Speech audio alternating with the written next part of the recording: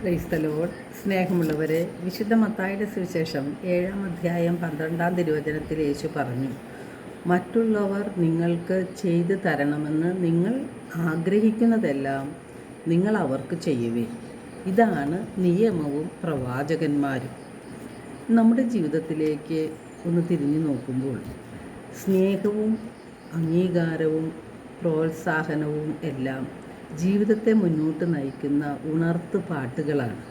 മറ്റുള്ളവർ നമ്മെ സ്നേഹിക്കണമെന്നും അംഗീകരിക്കണമെന്നും മറ്റുള്ളവർ നമ്മെ പ്രോത്സാഹിപ്പിക്കണമെന്നുമെല്ലാം നാം ആഗ്രഹിക്കുന്നുണ്ട്. എന്നാൽ മറ്റുള്ളവർക്ക് ഇതെല്ലാം ആവശ്യമാണ് എന്ന് പലപ്പോഴും നാം ചിന്തിക്കാറില്ല. നമ്മെ എല്ലാവരും അംഗീകരിക്കണം, സ്നേഹിക്കണം എന്ന് നാം ചിന്തിക്കുമ്പോൾ യേശു നമുക്ക് പറഞ്ഞു തരുന്നത്, മറ്റുള്ളവർ നിങ്ങൾക്ക് ചെയ്തു തരണമെന്ന് നിങ്ങൾ ആഗ്രഹിക്കുന്നതെല്ലാം അവർക്ക് നിങ്ങൾ ചെയ്തു കൊടുക്കുവിൻ എന്നാണ്. നമ്മുടെ ചുറ്റുപാട് നാം പരിശോധിച്ചാൽ നമുക്കും മറ്റുള്ളവർക്കും എല്ലാം പരാതികളാണ്.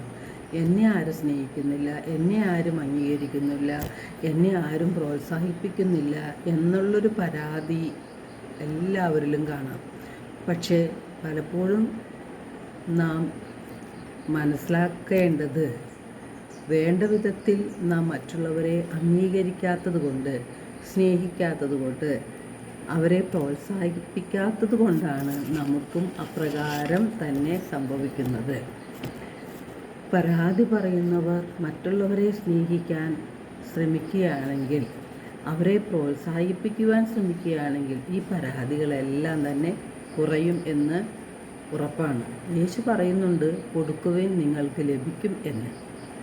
നമ്മുടെ സ്വാർത്ഥതയും അഹങ്കാരവും മറ്റുള്ളവരെ മുറിപ്പെടുത്തുന്ന സംസാര രീതികളും നാം ഉള്ളിൽ വെച്ചുകൊണ്ട് മറ്റുള്ളവരുടെ വളർച്ചയെ അംഗീകരിക്കാതെ എപ്രകാരം അതിനെ നിരുത്സാഹപ്പെടുത്താം അല്ലെങ്കിൽ അവരെ വളർത്താതിരിക്കാമെന്ന് നാം അറിയാതെ തന്നെ നമ്മുടെ ഹൃദയത്തിൽ ആ ചിന്ത ഉയരുന്നുണ്ട്. അത് നമ്മുടെ സ്വാർത്ഥതയാണ്. നാം ഹൃദയം തുറന്ന് മറ്റുള്ളവരെ സ്നേഹിക്കാനും അംഗീകരിക്കുവാനും അവരെ പ്രോത്സാഹിപ്പിക്കുവാനും ശ്രമിക്കുമ്പോഴാണ് ഇവയെല്ലാം തന്നെ നമുക്ക് തിരിച്ചു കിട്ടുന്നത്. റോമ 15:2 തിരുവചനത്തിൽ വിശുദ്ധ പൗലോസ്ലീഹ, നാം ഓരോരുത്തരും അയൽക്കാരൻ്റെ നന്മയെ ഉദ്ദേശിച്ച് അവൻ്റെ ഉത്കർഷത്തിനായി അവരെ പ്രീതിപ്പെടുത്തണമെന്ന് നമ്മെ ഓർമ്മിപ്പിക്കുന്നുണ്ട്. നാം നമ്മെ തന്നെ പ്രീതിപ്പെടുത്തുകയല്ല വേണ്ടത്. ഓരോരുത്തരും നമ്മുടെ സ്വന്തം താല്പര്യം മാത്രം നോക്കിയാൽ പോരാ, അവരൻ്റെ താല്പര്യവും നാം പരിഗണിക്കണമെന്ന് നമ്മെ ഓർമ്മിപ്പിക്കുകയാണ്. മറ്റുള്ളവർ നമുക്ക് ചെയ്തു തരണമെന്ന് നാം ആഗ്രഹിക്കുന്ന എല്ലാ കാര്യവും നാം മറ്റുള്ളവർക്ക് ചെയ്തു കൊടുക്കുവാനാണ് പരിശ്രമിക്കേണ്ടത്.